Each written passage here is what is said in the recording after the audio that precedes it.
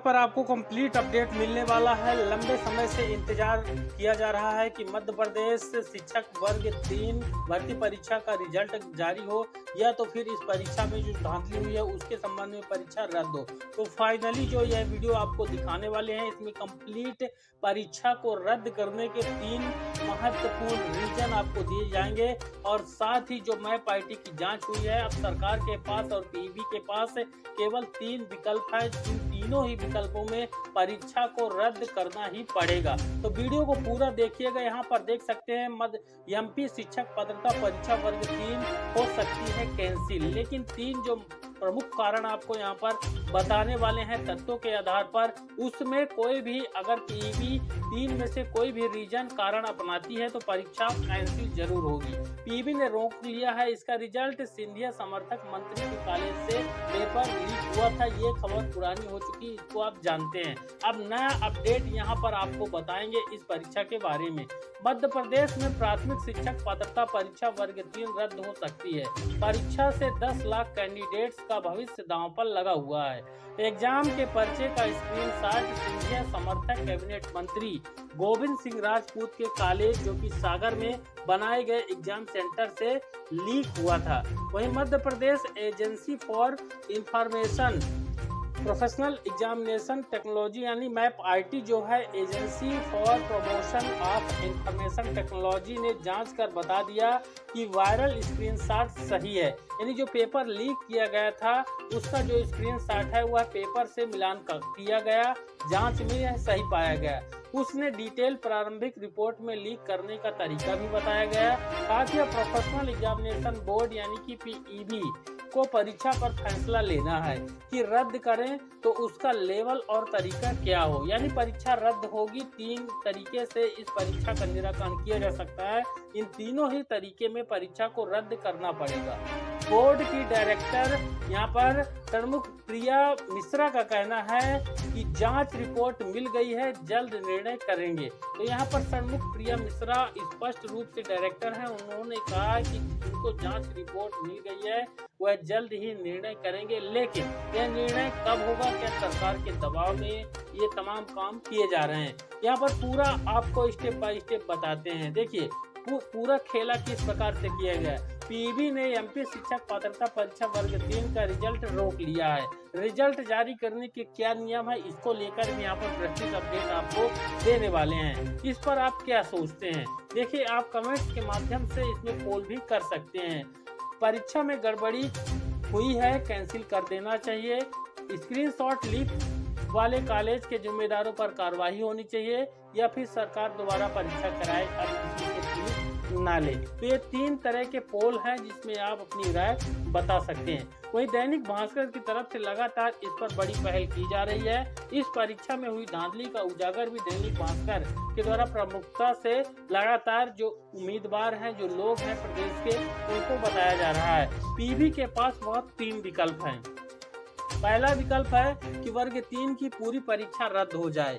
वर्ग 3 की अगर पूरी परीक्षा रद्द की जाती है पीईबी और यहाँ पर सरकार के द्वारा, तो यहाँ पर 10 लाख जो उम्मीदवार हैं जिनको डाउट हो गया है कि इस परीक्षा में धांधली हुई है, अगर वह अच्छे नंबर भी लाएं तो उनका सिलेक्शन नहीं होगा, तो उनको राहत मिलेगी। वहीं दूसरा महत्वपूर्ण यहाँ पर बिंदु दिया गया है कि जिस सेंटर में धांधली हुई है वहाँ की परीक्षा रद्द हो जाए। यह भी एक रास्ता हो सकता है कि जहाँ पर परीक्षा की धांधली हुई है वहाँ की परीक्षा रद्द हो जाए। वहीं तीसरा यहाँ पर जो काम किया जा सकता है कि 25 मार्च का जो पर्चा वायरल हुआ है सिर्फ उसी दिन की परीक्षा रद्द हो। तो यहाँ पर देखिए 3 बड़े बिंदुओं के तहत इस परीक्षा में तीनों में बताया हुआ है कि परीक्षा को रद्द करना ही पड़ेगा। यानी कुल मिला के यह परीक्षा रद्द होगी और सरकार लगभग ये पहला वाला रास्ता अपनाएगी कि वर्ग 3 की पूरी परीक्षा रद्द हो जाएगी। अगर ये दूसरा और तीसरा रास्ता सरकार या पीईबी के द्वारा अपनाया जाता है तो यहाँ पर भारी आक्रोश जो 10 लाख कैंडिडेट हैं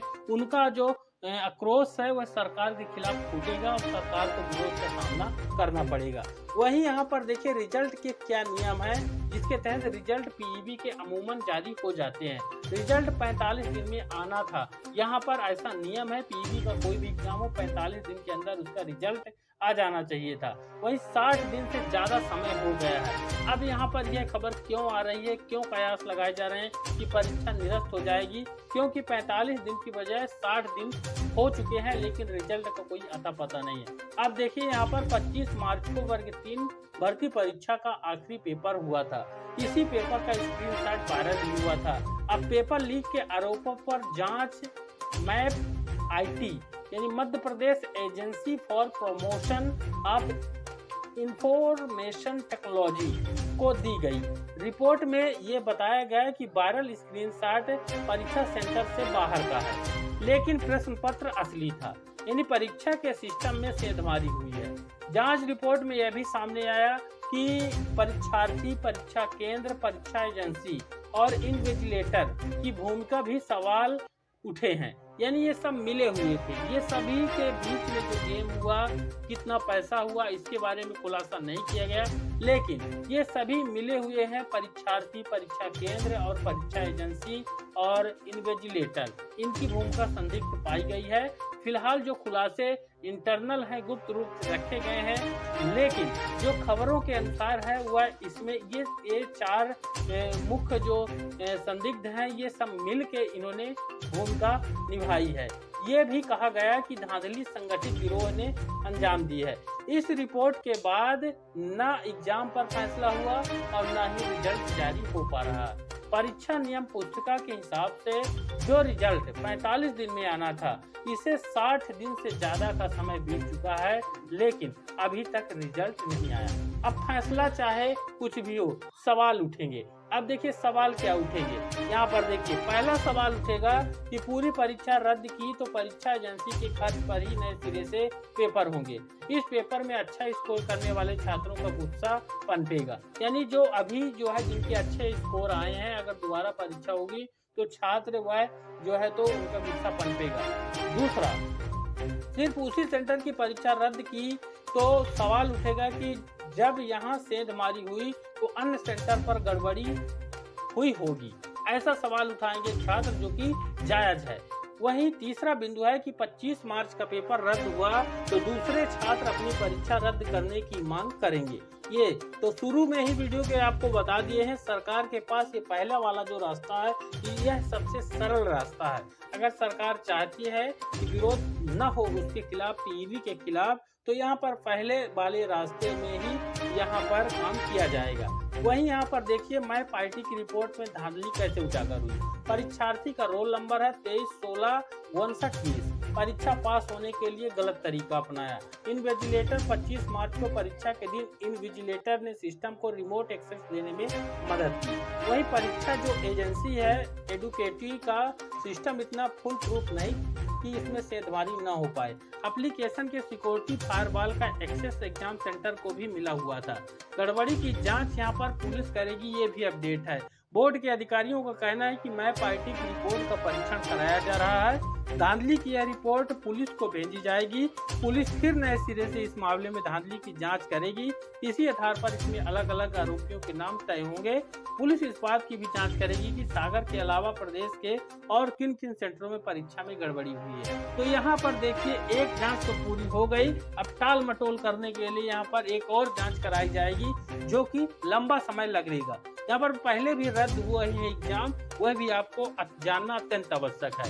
10 व 12 फरवरी 2021 को आयोजित कृषि विस्तार अधिकारी में भी धांधली की शिकायत सही पाई गई थी। जनवरी में 2 अन्य परीक्षाएं स्टाफ नर्स और नर्सिंग सिस्टर की परीक्षाओं में गड़बड़ी की शिकायत सही पाई गई।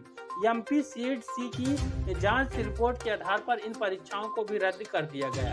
यही वजह है कि इस बार भी वर्ग 3 की परीक्षा के रिजल्ट पर निर्णय लेने में देरी हो रही है। वहीं नाम बदले लेकिन बदनामी कम नहीं हुई, यह भी जानना अत्यंत आवश्यक है।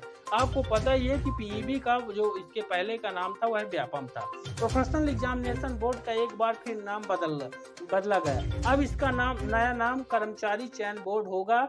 अब यह सीधे सामान्य प्रशासन विभाग के अधीन काम करेगा। इससे पहले पीईबी तकनीकी शिक्षा विभाग के तहत काम करता था। 5 साल में संस्थान का यह तीसरा नाम है। व्यावसायिक परीक्षा मंडल यानी व्यापम का नाम बदलकर 2016 में पीईबी रखा गया था। तो यहाँ पर हर उस परीक्षार्थी को यह बात समझनी अत्यंत आवश्यक है कि नाम भले बदल जाए, लेकिन जो वहां पर काम करने वाले अधिकारी हैं, कर्मचारी हैं, लोग हैं और जो मुख्य भूमिका में जिस विभाग के अंतर्गत यह पीईबी को रखा जाता है, तो यहाँ पर लोग तो वही रहेंगे, नाम से क्या रखा है। तो आप अंदाजा लगा लें कि व्यापम फिर पीईबी फिर मध्य प्रदेश कर्मचारी चयन बोर्ड नाम होने के तो यहाँ पर तरीके बदल गए, लेकिन यहाँ पर जो कांड है वह पीईबी के वही है।